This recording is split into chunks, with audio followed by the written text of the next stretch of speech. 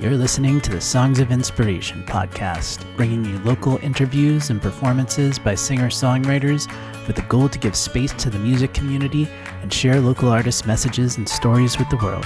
I'm your host, Lars Wickland.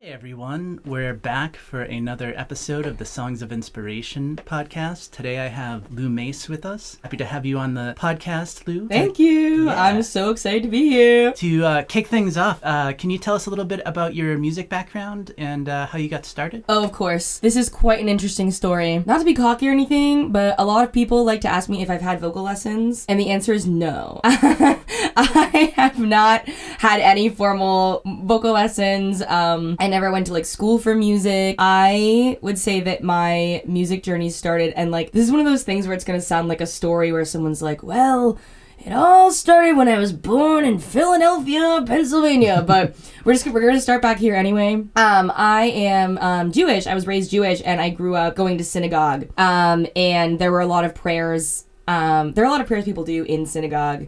And they often involve vocal runs in them. I mean, that's not what a rabbi would call them or a cantor would call them. It's sort of chanting. And so, the prayers can sometimes sound like, Vehayu, Hadivarim Ha'ele, right? And so doing that a lot as a youth, I think kind of really got me into singing, because I remember I really wanted to be good at singing the prayers, and my sister would always make fun of me. I remember when we were kids, she would make fun of me, like, why are you singing the Ve'ahavta so loud? Like, why are you the loudest one in this room right now? Like, stop yelling, man. I think even then I just really loved attention, and I didn't care if I was louder than the rabbi, I guess. So that's kind of, I would say, where my singing journey started, is I started feeling very praised and appreciated in that environment for my ability to, sing my bat mitzvah Torah portion well, right? Fast forward, I joined an a cappella group in high school.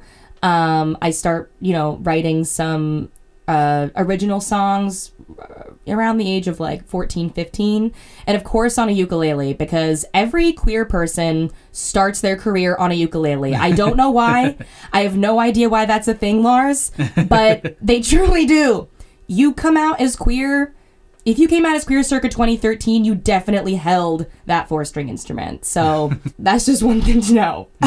But yeah, so I started writing songs on ukulele, and honestly, I stuck with the ukulele for so long. I refused to learn guitar for so long, but I still enjoyed performing at open mics, and I actually volunteered at a sober open mic place for a while called Musical Intervention. In New Haven, that was kind of a space for unhoused folks and people who didn't have access to funds for recording could go, and it was a nonprofit, mainly charitable, and I would sometimes volunteer to serve coffee and snacks there, and I also got to perform, and they helped me record one of my songs as well because I volunteered there. So yeah, but I guess me getting serious about my music career has kind of been on and off due to, mental health recovery is a huge part of my life. And it's something I'm very open about online and in person. And so I'd say that, from the ages of 20 to 24, 25, I just felt like I couldn't be serious about my music career because I just needed to focus on my noggin. Yeah. So, I learned more guitar skills. I started doing more open mics when I moved to Boston. After I moved out of the group home I was living in Somerville, started getting more involved in the community, meeting more musicians, and my friend Morgan Pratt, also known as Dumbest Fella Alive, that's their stage name, they asked me to do a show with them, and I had never been asked to do a show before, and I was like, oh my gosh, what does this mean? What do I do? What do you mean you need 45 minutes of music? Oh, I suck at this. I'm not good enough for this. And so we ended up doing, this show though, and it was a full house in this cute little room. Very cool. The green room, just because all our friends were excited to see us perform for the first time, and then I just got addicted to performing. And I was like, oh my gosh, I gotta start doing this with the band.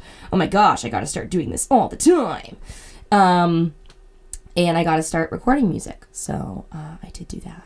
I released my first single in April, I think. Oh, awesome. And it has over 1,000 streams on Spotify, which to me feels very lucky because that's a small number, but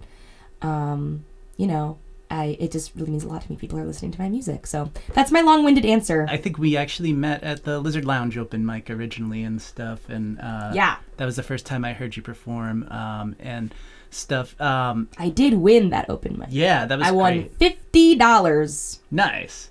Did you go back and judge one of the other ones? I think I did, and that was the worst experience ever. Not because the Lizard Lounge isn't amazing. The Lizard Lounge is amazing. However, like, my friends were performing that day, dude. That's I didn't want to judge my friends. One of my friends came up behind me while I was judging this open mic, putting scores in for, like, lyricism and stage presence and singing ability and things like that. My friend comes up behind me and goes, "Hey, Lou, do you need a beer?" I'm like, "Don't fucking look at this paper right now. What are you doing? Get away from me." It was scary. Yeah, lots of talent at that open mic too, so definitely always a tough choice. Yes. I wouldn't want to be the judge of it. No, there's so I wouldn't many either. Great songwriters really that tough go to position. It. As far as mentors musically, did you have any mentors as you started out? Oh, for sure. I might even send this to him. I haven't talked to him in years. But my teacher in high school, John Van Epp, he taught a songwriting class. It was like an elective at my high school, and he taught songwriting and a little bit of like music theory as well. Mm-hmm. And I was horrible at the music theory. I remember I think I barely passed that portion of the class, the music theory portion. I was like, I'm going to do this based on intuition alone. But the songwriting thing, I did feel like he really pushed me at that. And he also really encouraged me.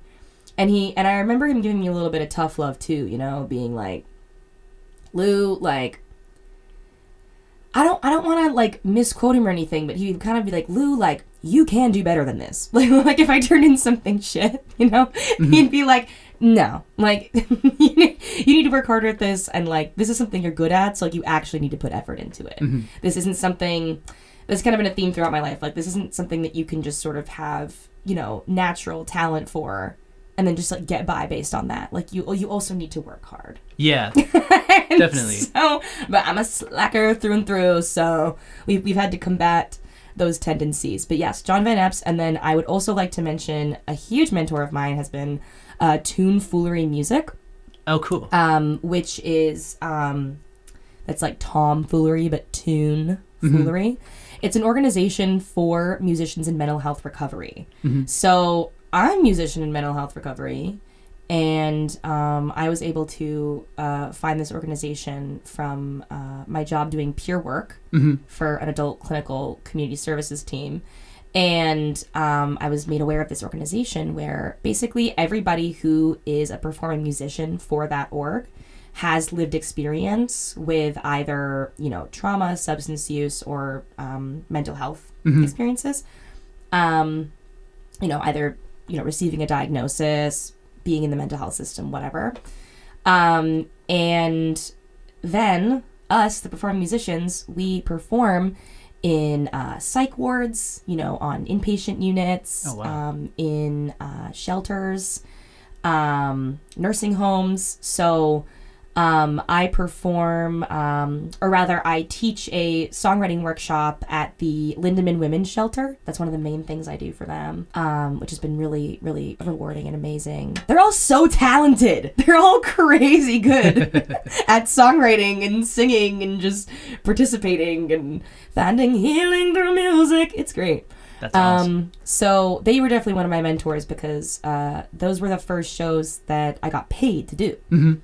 Was with them. So, and I admire them endlessly for the work and the advocacy and just everything they do. And I'm really honored to have been working with them for a while now. But yeah, they certainly got me used to performing on stage. That's really cool. That's awesome work that they're doing too. It's amazing to see people out there kind of making an impact with music. It can really help as an outlet. The show I did with Morgan Demisfeld Live that I talked about with them, that wasn't like my first time performing in front of people. I'd say my first time performing in front of a lot of people was at like the Shattuck Hospital. Oh, really? Yeah, in front of like a ton of people. Amazing audience, by the way. Most encouraging audiences I've ever been in front of has been in inpatient units. Like, they are so kind. Do you have any musical influences that have influenced your songwriting as far as artists go? Yes. I also want to say these are such good questions, Lars. Oh, thank you. Like, I really appreciate this prep ahead of time. Yeah. And this engagement with knowing what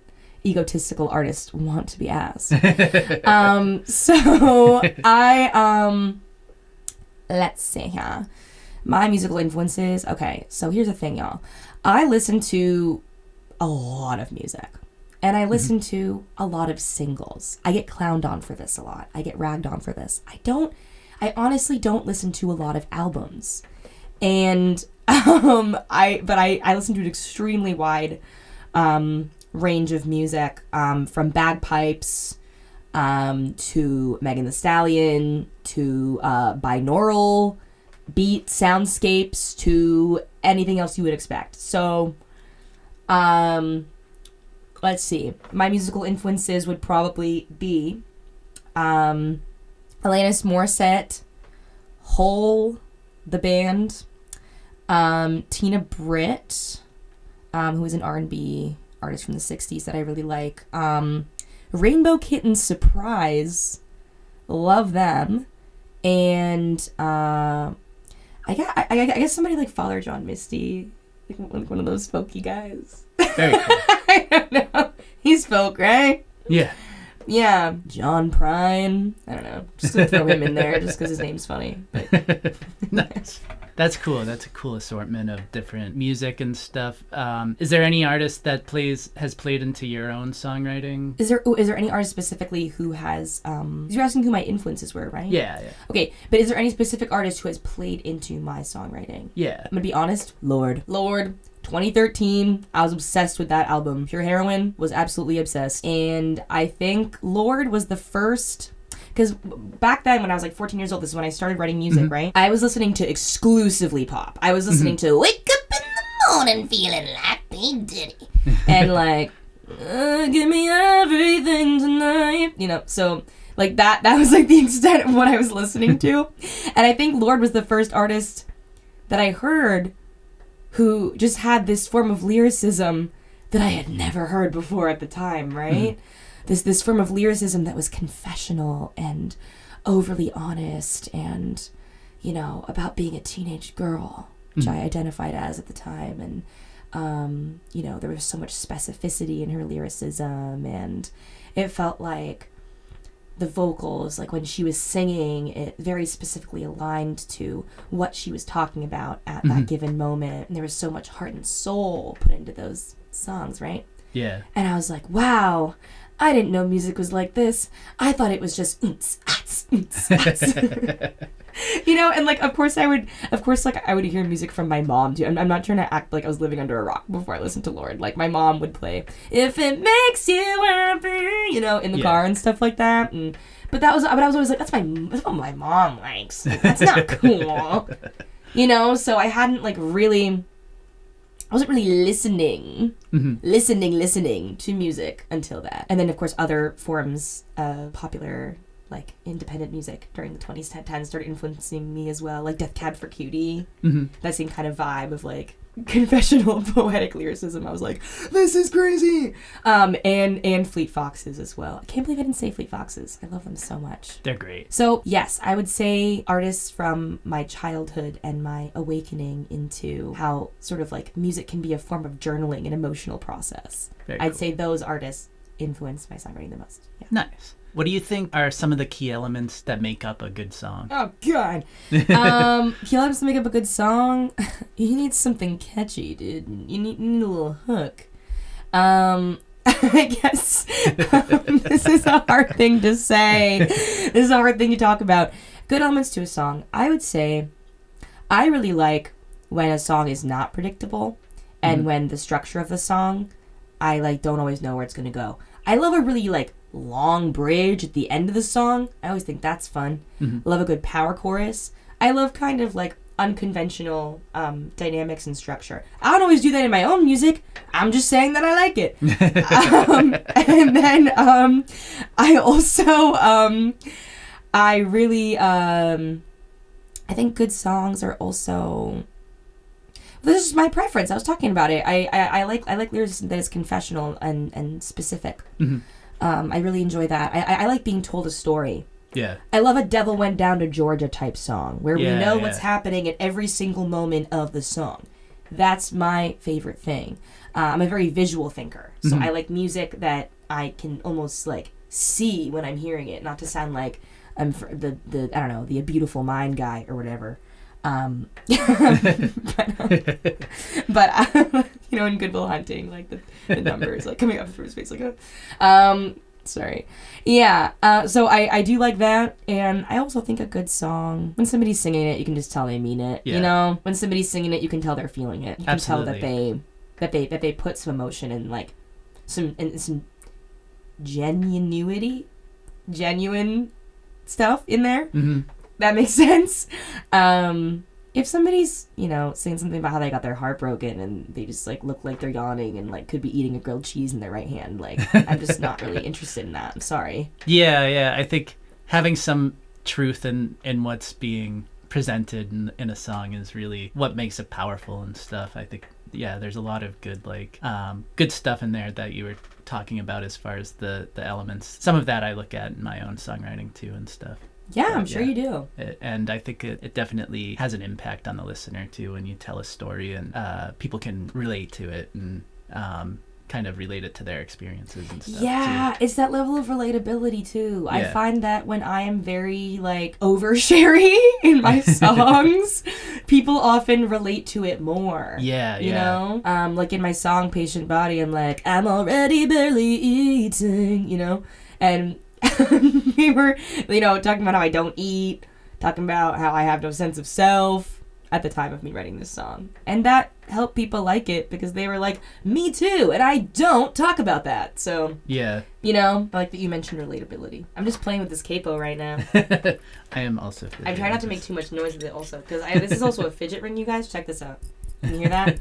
It's a fidget ring. Spins. Now, you have a band. Do you have any shows coming up with the band or anything? Yes, sir. I have a show coming up on October 15th at Notch. And I'll be posting a flyer for that soon, probably. So yeah, I am going to be playing full band. And then I'm also playing a show in Worcester on September 28th. And it's really embarrassing that I don't know exactly where.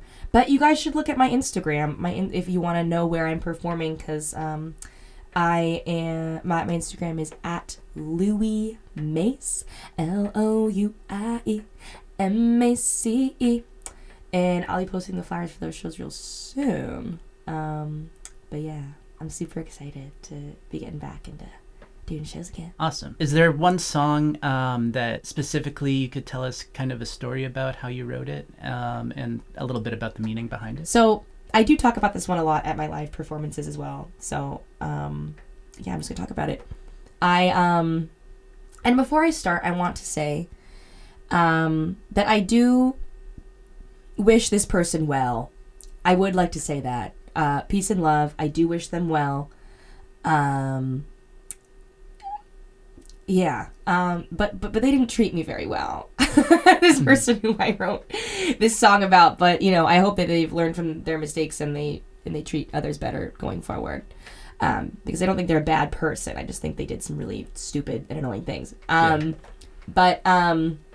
So this person who I wrote this song about, it's called Lance Armstrong, and it'll be coming out very soon. So check streaming services, but I'll also probably sing it on this podcast. But essentially, I was seeing them casually.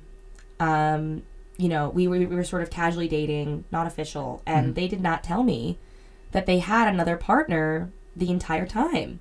Oh, wow. Which was very frustrating to me, that they were not forthcoming to me about this.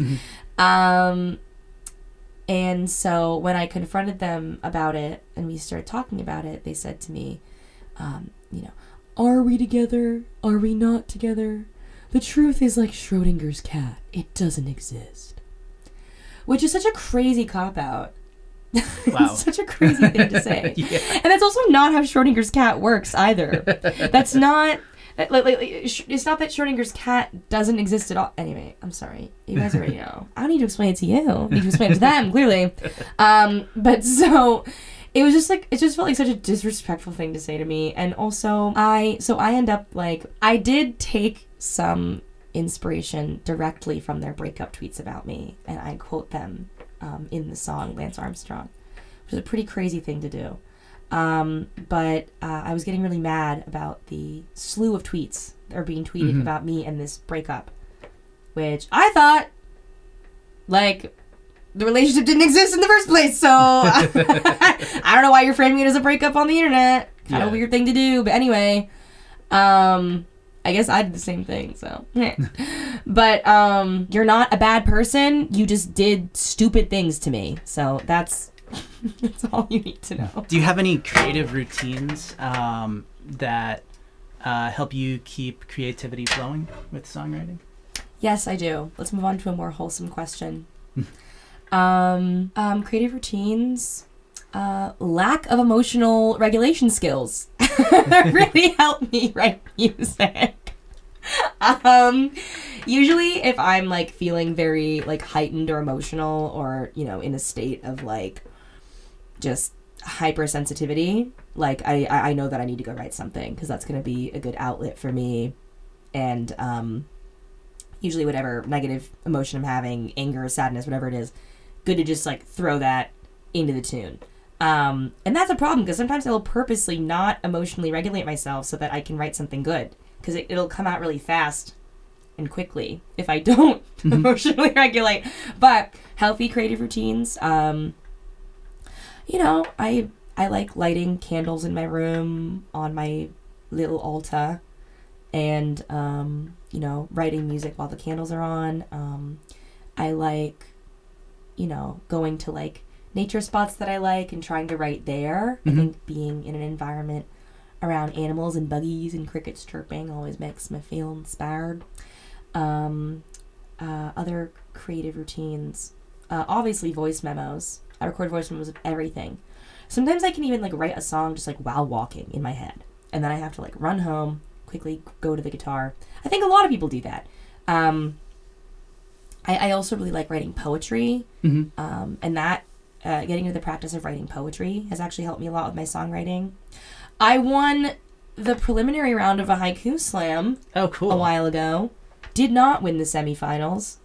That's my Joker origin story, but yeah, I think those practices are always really helpful for me. And also just, I like being my own best encourager and my own worst critic at the same time. If I look at something that I wrote and something's filler, I'm honest with myself that it's filler. I'm like, these two stanzas, they don't make me feel anything.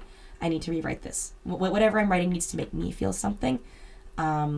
And then, you know, hopefully other people who can relate to me will resonate with that. What was the biggest challenge you faced kind of starting out with music? I'm going to answer that question as if we're kind of talking about like me getting into like the music scene in Boston. Yeah. I would say I just didn't feel cool enough, dude. I had this complex that I like wasn't cool enough to be in the music scene because I'm a fucking dork. I love doing voices, impressions. I love like, I kind of say whatever I want when I want, and that's really fun. But at the same time, I think it can be very off-putting. And also, you know, a lot of the scene is college students, particularly Berkeley students, and you know, I dropped out after 1 year of college. I never really had that college experience. I wasn't used to being around people who just like look like they thrift clothes for a living. And that's not even meant to be an insult. Everyone's outfits are always so cool. Everyone's so on point, you know. They're looking like from, I think, progressing for a while just because I felt like a loser for no goddamn reason. I'm so cool. I'm like a big chiller. But I think like just my low self-esteem really, and feeling like I couldn't do it and feeling like I didn't have the time or didn't want to make time, or just like, oh, I'm not good enough to perform here, you know, I shouldn't ask to perform with them, or I shouldn't submit to perform here, I'm not good enough, you know? Well, now, even when I feel self-conscious, I still act like I'm good enough, and that really works for me. Even when I'm feeling like a big loser, I'll still DM someone and be like, let me open for you. And guess what? That's been working for me. Nice. So, like, you know, I just kind of act like I have a big ego, and that works for me. And I definitely do to some extent, but I also still struggle with that low self-esteem and that those ideas of, like, am I good enough, you know? But I just kind of try to, like, push through that and just fake it. Yeah. I think you have a pretty awesome community of friends and stuff. Like, I know I went to a show that you did at the Cantab, and you had a bunch of folks you were performing with that seemed like you had a good group of people that you collaborate with pretty often and stuff too. Oh, absolutely. Awesome. Absolutely. Thank you for mentioning that. Yeah. I'm always appreciative of my friends in my community. I wouldn't be able to have a music career without the people who were encouraging me and telling me that I was good enough. It didn't just come from internal validation, also came from external validation from my friends who saw something in me and encouraged me to perform and collaborate with them, and you know, like that's also huge to me. What's one piece of advice you'd give to songwriters just starting out? Get off your lazy ass and start performing. That's what I'd say. I'd also say, why aren't you doing it? Literally, what's holding you back from performing right now? What is it? Is it like, you know, it could be a number of things. It could be that you work 9 to 5 and you're like, well, I can't go to this open mic at like 11 fucking p.m. because then I'm not going to wake up in the morning. Well, go sign up early, perform, go home, sleep, go to work. You gotta start. I don't know why I'm talking to like this specific made up person right now. But you just gotta start doing it. If you feel like there are like obstacles in your way, if you feel like there's an obstacle, you gotta go, okay, like, how much do I want this? How much do I love performing in front of other people? How much do I love songwriting? Because maybe you don't like performing in front of other people. Maybe you just like songwriting, but maybe you want to see if other people will connect and listen to your music and relate to it and love it. Well then, what's stopping you from getting your little computer out, plugging a little mic in there, and just putting one of your voice memos on Spotify? Nothing. Nothing has to be like crazy good quality before you put it out. I'll tell you a secret. I was not 100% happy with Patient Body before I put it out because I wanted like more strings on it and I maybe wanted to add a harmony or something like that. I don't know. I was being picky Pelly. But guess what? I put it out anyway. And that's another thing. If you're just starting out, you don't need to be a perfectionist. Your performances don't have to be perfect when you first start performing. You learn by doing. Nothing has to be perfect before you start doing it. You're not going to pee your pants on stage. Like, nobody's going to judge you if you're shit when you're first starting out. You're supposed to be shit when you're first starting out. And honestly, if you want to do it and you care about it enough, you're probably really good already. So there's no excuse. Start doing your art. Start showing people your art because it deserves to be seen, and it makes me mad. This is me yelling at my past self right now, okay? I've honestly just been talking to my past self this entire time. So don't do what they did. Old Lou, do what you want to do right now. Yes. Awesome. Other than that, let's dive into the performance and hear some music. Oh my God. So ready for that, yes. Hi. It's the singing portion of the podcast, people. So this one's called Small Town Murder, and I wrote this because a bunch of people submitted random words to my Instagram story like cactus and defenestrate and sparkle and graveyard. And then I just used all these random songs, wrote a song in 2 hours after I had a lot of coffee, and it came out like this country murder ballad that is about somebody's wife murdering me because I pegged her husband. So I really hope you enjoy this.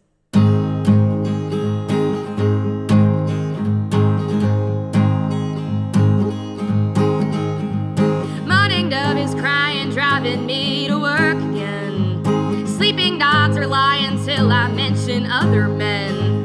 Drink your coffee black to match the words you think seem bitter. Never feed your hand because you're real soft for a heavy hitter. Posing as a daffodil, you come to me a cactus. Your spine is pretty sharp, it'll bend for me with practice. Maybe she's emasculated, slightly insecure. I sure made you blush with things you'd never ask her for. Rope and a bag of stones won't do. Let a boy and body sing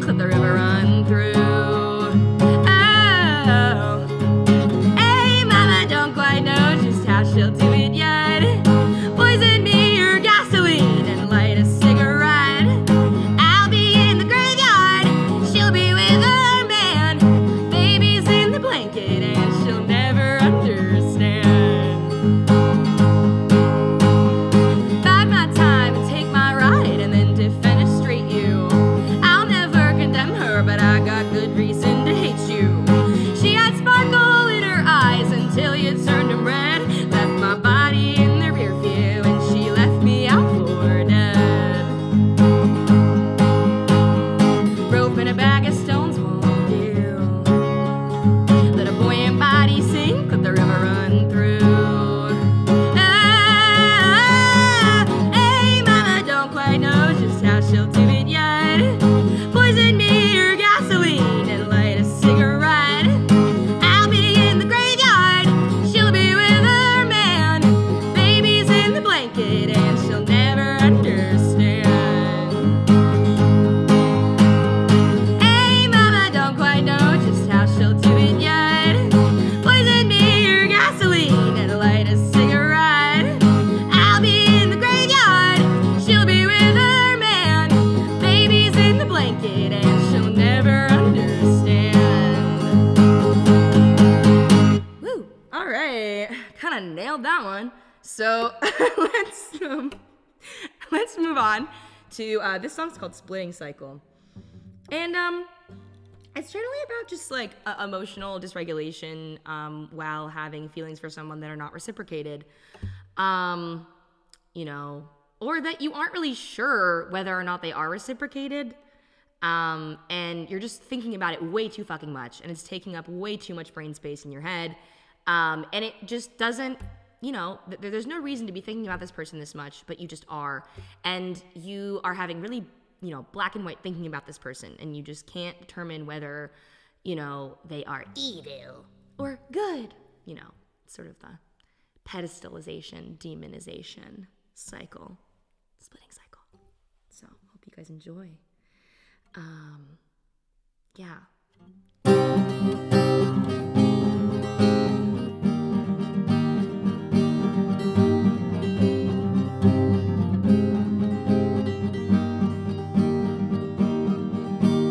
Drawn to my wreckage like moth to a flame.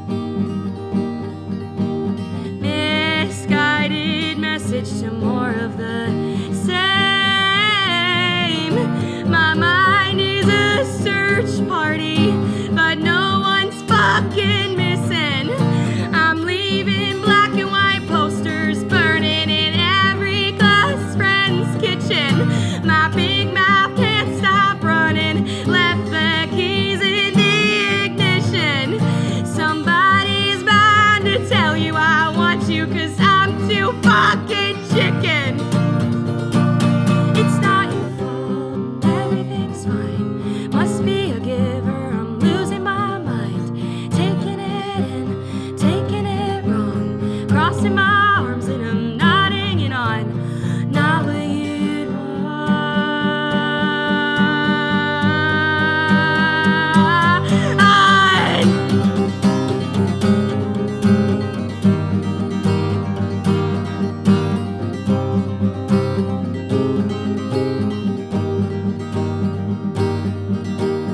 Most don't have the stomach for things that I've been through. Watching my privacy plummet for people I'm into. I'm just like your mother. Why are you still hiding from me? Hail Mary's in the mirror. Now your face is looking bloody. It's worse when we're not drinking and this water's tasting muddy. I'd probably lose interest if you told me you could love me. Oh, it's not your fault, everything's fine. Must be a giver, I'm losing my mind. Taking it in and I'm taking it wrong. Crossing my arms and I'm not hanging on. Not what you'd want.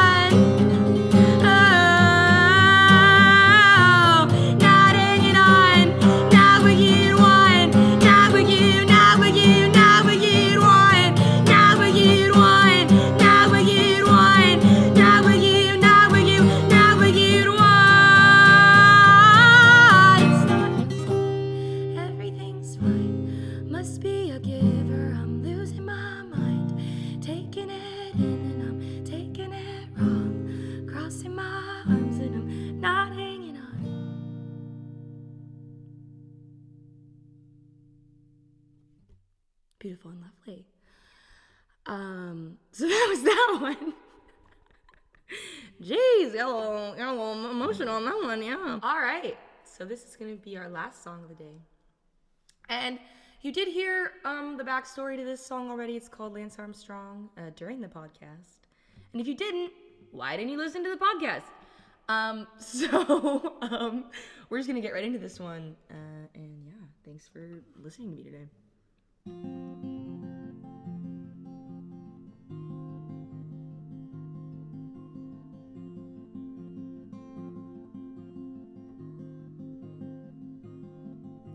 A word means nothing if you say it too much.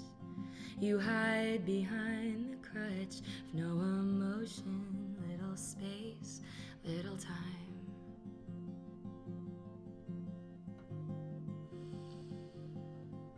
The cat's alive or dead, why don't you open up the box? Knocking trophies off your shelf like you're a winner at a loss. There's no lie with no real answer, foul play or honest shame. But you're slipping, you're polluting.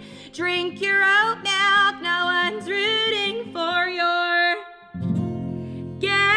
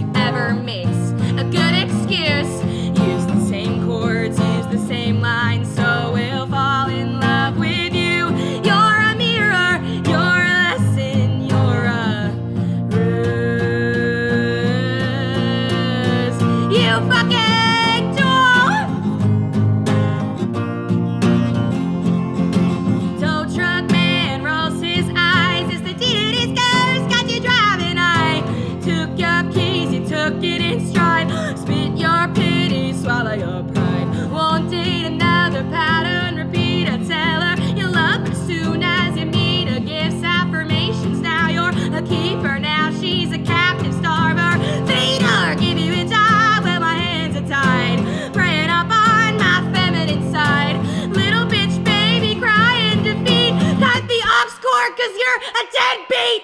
You can play the victim, anti-hero, or the fool. Whichever fits you best. Whoever makes a good excuse. Use the same chords, use the same lines, so we'll fall in love with you. You're a mirror, you're a lesson, you're a ruse of good. You fucking doll!